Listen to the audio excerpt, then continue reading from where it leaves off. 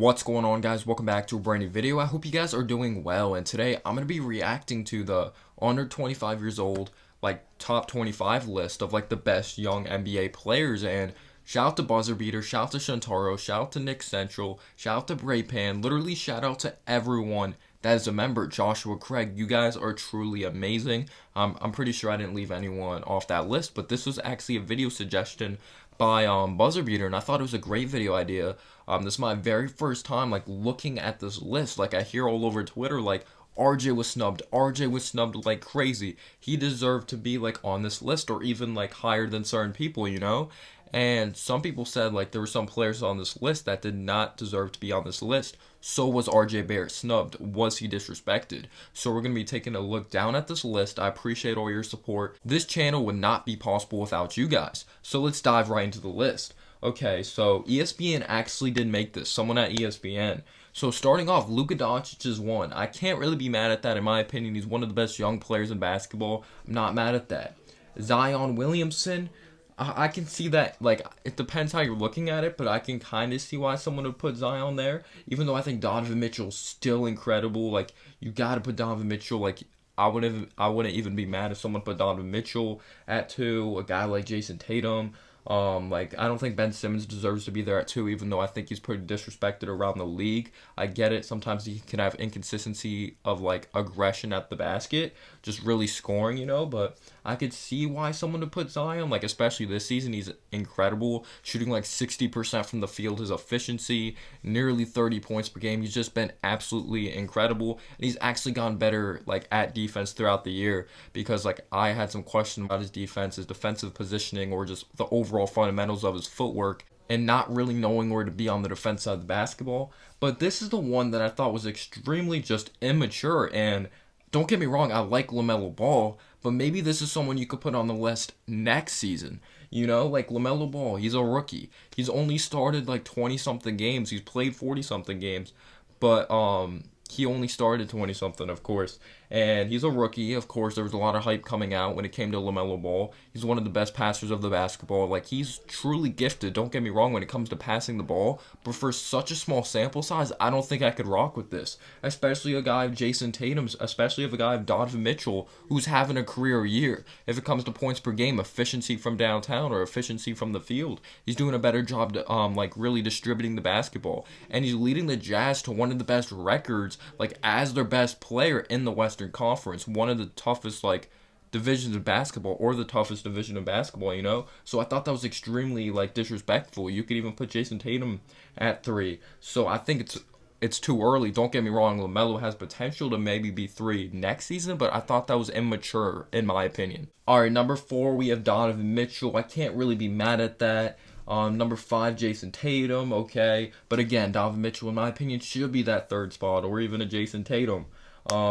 You have De'Aaron Fox, you both Ben Simmons and Devin Booker.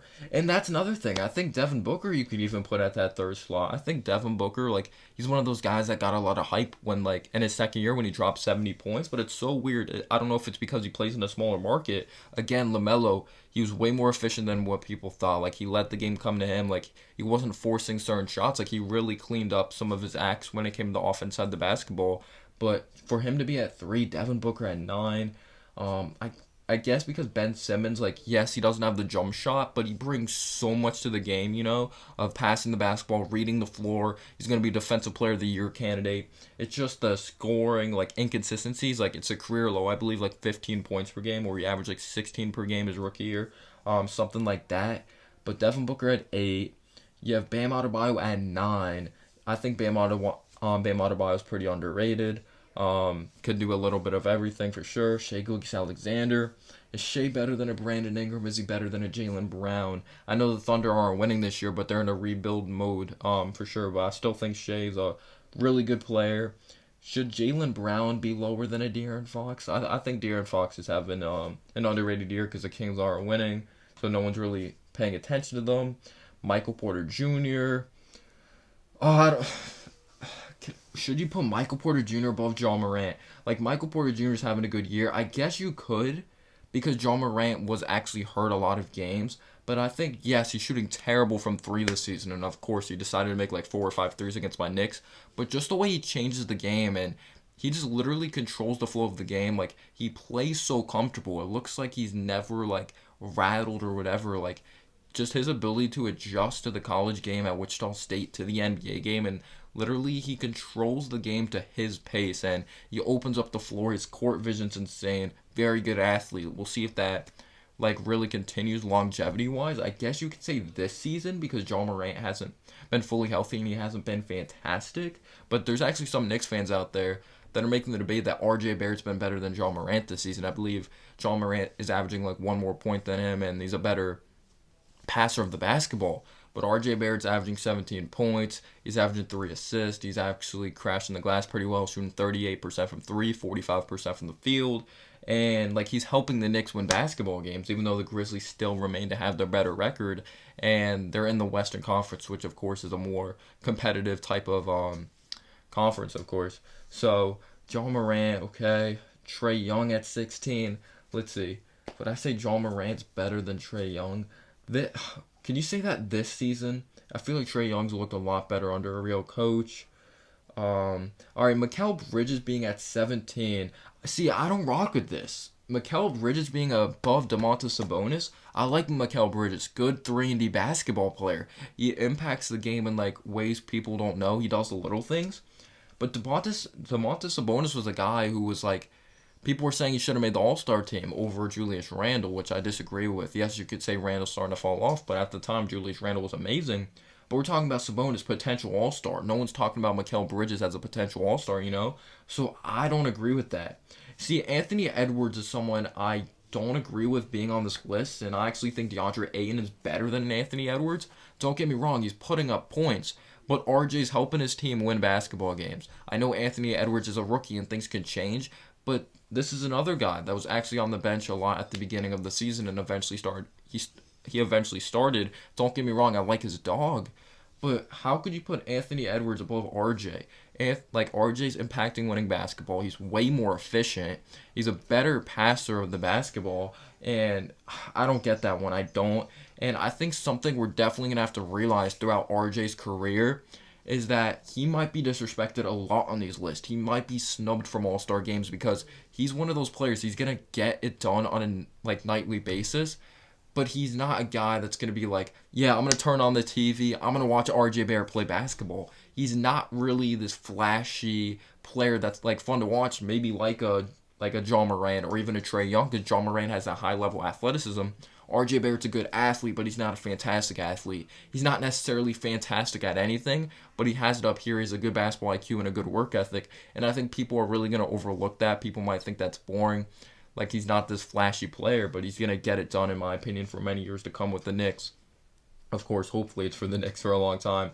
But yeah, Mikal Bridges, like, that one was interesting above Sabonis, even though I like Mikal Bridges a lot. I actually wanted the Knicks to draft him in 2018, but that's just how it is. But Anthony Edwards, again, he's putting up points, but he's been inconsistent. Like, he started off the season very shaky, even though they did not have a good coach at the beginning of the season. It looks like the coaching's starting to really impact them in a better way, even though you don't really see it in the standings. They're starting to be competitive a lot more. And I remember they had a stat that there's been like 11 or 12 games that they've been down like double digits. It's like insane, or just getting blown out. But yeah, I don't get that one. I think RJ's a better 3-point shooter. He's a better passer of the basketball. He's more efficient. He's putting up that I just can't rock with that one. I just can't. It makes no sense in my opinion. And they're saying they're basing these off of potential as well, you know. But they've been like, I'm not comparing RJ to like a Tony Parker, but I'm just using Tony Parker for an example. Tony Parker was one of these really good basketball players, but he wasn't like extremely flashy. Like, his signature move was the teardrop, or Tim Duncan, bank shot. Like, they weren't these very flashy basketball players, but they got it done. So I always hated the potential thing with the athleticism, because if you have the right footwork, if you have the right basketball IQ of putting in the work, like, what makes like people think like you can't be great? I think people really get caught up in the hype of athleticism and flashy plays, you know.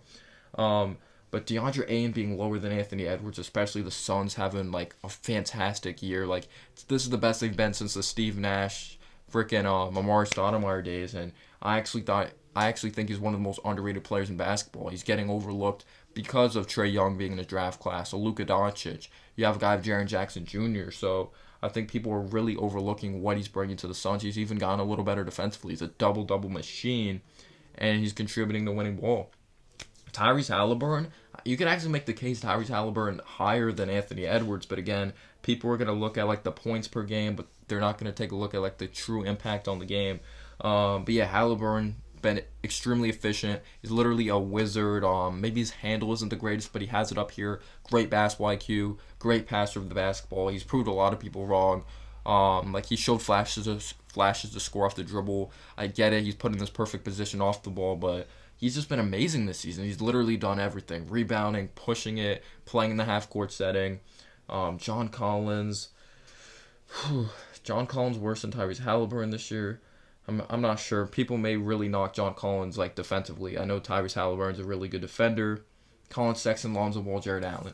But yeah, in my opinion, if it's guys like RJ could have made it over, I think Anthony Edwards and Mikal Bridges are those main guys. Like, don't get me wrong. Again, I like Mikal Bridges, but I think RJ, people are really overlooking the year RJ's having. I'm not saying he deserves to be an all-star or win most improved player, but we're talking about someone who made such a huge leap. Like, he's shooting above average from three, 38%. People are saying he can't shoot.